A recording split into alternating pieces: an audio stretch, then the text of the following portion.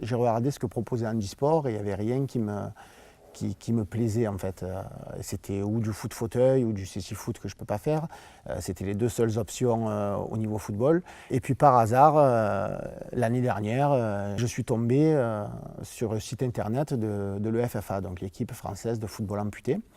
J'ai regardé un peu ce qu'ils faisaient, j'ai trouvé que le football qui se pratiquait était quand même, ressemblait vraiment à du football. C'était sur une jambe, mais c'était vraiment sympa.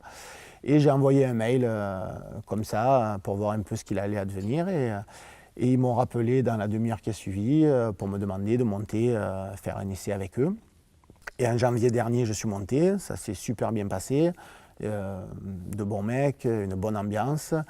Je me suis entraîné beaucoup, j'ai perdu 14 kilos depuis l'année dernière, donc j'ai retrouvé un peu mon envie de compétition, de gagne. Et aujourd'hui, j'ai été sélectionné pour la Coupe du Monde au Mexique. Il a fallu réapprendre, alors surtout à courir. Donc à courir, à placer, donc les deux béquilles font office de pied d'appui. Donc les placer pour mettre des frappes, donc si on ne la met pas bien comme il faut, on va écraser la frappe, on va la mettre au-dessus. C'est vraiment une technique, autant ça se fait naturellement quand on a les deux jambes, autant vraiment poser les béquilles au bon endroit pour faire des bonnes frappes, c'est quand même assez compliqué. Et surtout quand on est lancé en pleine course, c'est difficile. Mais oui, il a fallu réapprendre à rejouer au football. Alors moi j'avais la chance, entre guillemets, d'avoir gardé mon pied droit. Donc d'autres en plus étaient droitiers, ont gardé leur pied gauche, donc ils ont dû réapprendre encore à jouer au football pied gauche. Moi j'ai gardé mon bon pied, donc la technique je l'ai toujours eu, donc ça a été plus facile à manœuvrer. Maintenant j'ai même encore des progrès à faire sur la course, sur la vitesse. Je m'entraîne quand même 4 fois par semaine. Le matin, je viens ici au complexe et je m'entraîne tout seul, la condition physique, la technique, les frappes.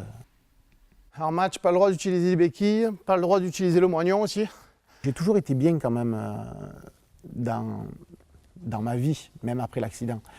Mais ça me donne un plus personnel à être bien en jouant au football, ça me manquait. Et puis physiquement, de retrouver du souffle, de retrouver de la compétition, les vestiaires, quelque chose que j'ai fait toute ma vie en définitive, parce que j'ai joué au foot du plus jeune âge jusqu'à l'accident. J'ai ouvert un complexe pendant 10 ans de football. Je me suis occupé des jeunes à Cassis. Maintenant, j'ai encore une équipe de U14, je suis co-entraîneur à La Ciotat. Donc en fait, le football, c'est toute ma vie, quoi. Donc c'est une continuité, en fait. J'aime bien la barre, hein. Jouer une Coupe du Monde, c'est le rêve de tout footballeur, de toute façon, hein. Après, quelle qu'elle soit. Que ce soit là, j'ai vu que le foot fauteuil a été champion du monde, donc ça doit être quelque chose d'exceptionnel pour eux. L'équipe de France a été champion du monde, donc le foot en ce moment est un peu en vogue pour être champion du monde. J'espère qu'on va être champion du monde, même si ça va être compliqué parce qu'il y a des équipes beaucoup plus avancées que nous. Mais oui, je pense qu'à la première Marseillaise contre l'Argentine, beaucoup d'émotions et beaucoup de pression. C'est un rêve qui s'accomplit quelque part, quoi.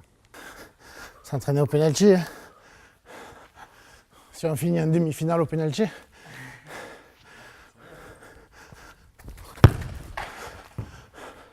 L'ambition personnelle, ce serait de la gagner, hein. On est toujours compétiteur. Après, des ambitions réelles, on va dire, on va essayer de sortir des poules. C'est le plus important parce qu'on n'a quand même pas une poule facile avec l'Argentine, l'Italie et le Ghana où ça joue quand même.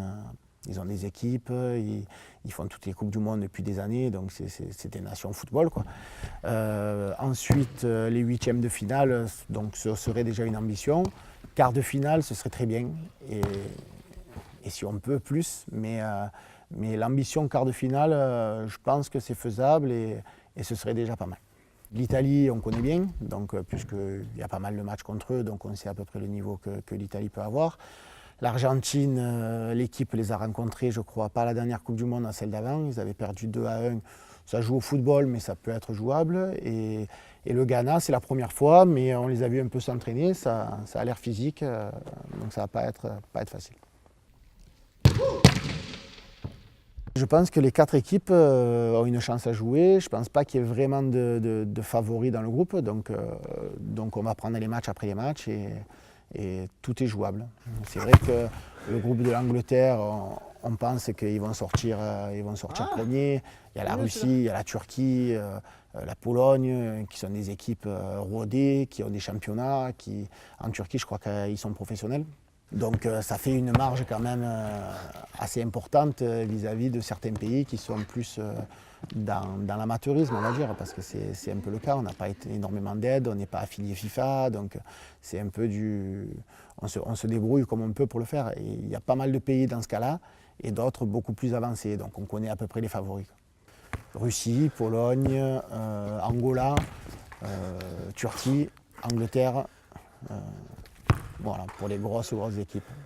La Pologne, ils s'entraînent, je crois, il y a Lewandowski qui est parrain de l'équipe, apparemment, qui fait pas mal de choses avec eux.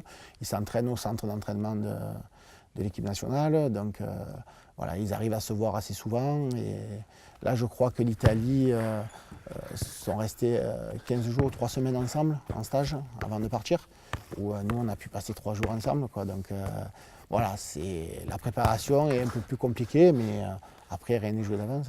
Le but, c'est ça, c'est de passer des paliers, d'aller petit à petit, d'essayer de se faire reconnaître par la Fédération Handisport, peut-être participer aux prochains Jeux paralympiques, parce que la discipline n'est pas encore aux Jeux paralympiques, donc ce serait quand même quelque chose de bien à faire.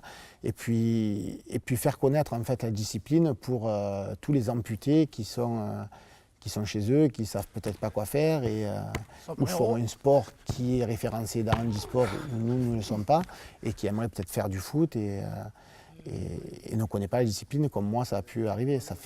J'ai été amputé avant que l'équipe de France ne soit créée. Donc moi, c'est arrivé en 2005. L'équipe de France, l'équipe française de foot amputé a été créée en 2007.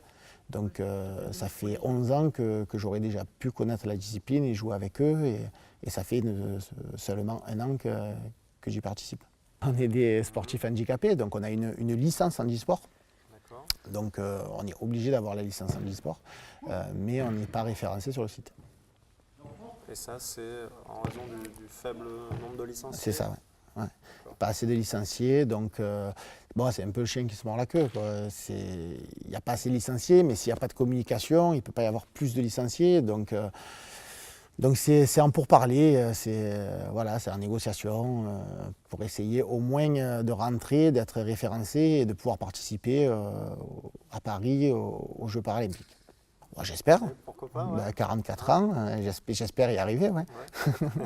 J'espère bien. On te le souhaite. Ce serait mon but là, ce serait de faire la Coupe du Monde, je vais y aller, les championnats d'Europe. Les prochains championnats d'Europe dans 2 ans et puis les Jeux paralympiques, j'espère être encore en forme à ce moment-là et pouvoir encore tenir ma place et être au moins dans le groupe. Après on verra, s'il y a des jeunes qui viennent et qui poussent vers la sortie, tant mieux, ce sera que mieux pour l'équipe, mais je ne me laisserai pas faire comme ça. Donc j'essaierai d'y être et puis après on verra.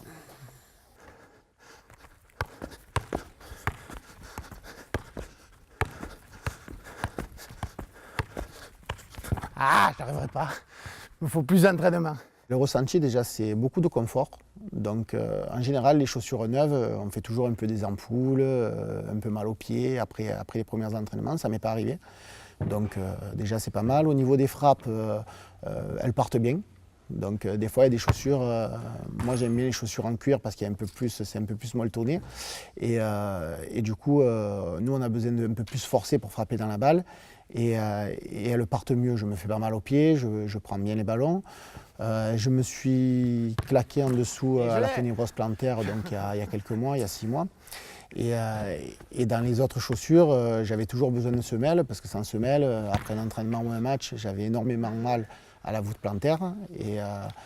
Et depuis que je les porte, ça ne m'est pas arrivé. Donc j'ai fini le stage où on a quand même pas mal bossé. On a fait 3 heures d'entraînement le samedi matin, 2 le samedi après-midi, un petit tournoi de 2-3 heures le dimanche matin. Et aucune douleur. Je me rappelle que j'avais souvent mal au niveau des orteils, après les entraînements, les frappes, tout ça, donc en dessous du pied. Et c'est vrai que c'est des douleurs que je ne retrouve pas depuis que j'ai les chaussures. Donc le niveau de confort est vraiment top. C'est vrai que là, sur une jambe, ce n'est pas les mêmes appuis. J'avais mal au dos et ces derniers temps, ça me le fait beaucoup moins. Après des gros entraînements où on reste quand même assez sur les béquilles, où le dos est beaucoup mis à contribution, c'est des douleurs que je ressens moins. Je pense qu'à la Coupe du Monde, ce sera important parce qu'on joue tous les jours. Donc le 28, le 29, le 30, c'est-à-dire on fait un match par jour. Donc la récupération sera très très importante et je pense que les WizWedge vont m'aider à récupérer mieux. Ouais.